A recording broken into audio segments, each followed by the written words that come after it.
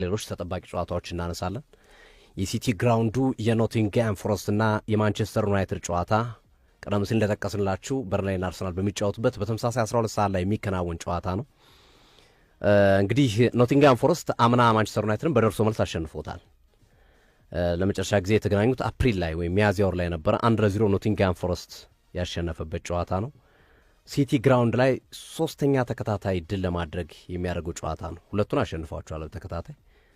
ከኦልትራፎርድ ላይ በተመሳሳይ አሸንፏቸዋል አምና፣ በደርሶ መልስ ነው ያሸነፋቸው። ስለዚህ በአጠቃላይ ለአራተኛ ጨዋታ፣ በሲቲ ግራውንድ ደግሞ ለሶስተኛ ተከታታይ ጨዋታ ለማሸነፍ የሚሄዱበት ጨዋታ እንደሚሆን ይጠበቃል። ፖስቴኮግሉ ለ39 ቀናት ቆይቶ ከተሰናበቱ በኋላ ኖቲንግሃም ፎረስት የመጀመሪያ ድሉን አግኝቷል፣ ፖርቶን 2-0 በማሸነፍ በዩሮፓ ኮንፈረንስ ሊግ። ነገር ግን ወደ ሀገረኛው ሊግ ተመልሶ ባደረገው ጨዋታ ሸዋንዳይች ተሸንፈዋል።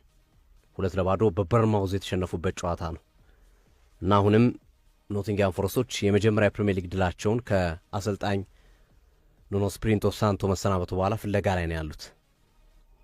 ከ7 ጨዋታ በፕሪሚየር ሊግ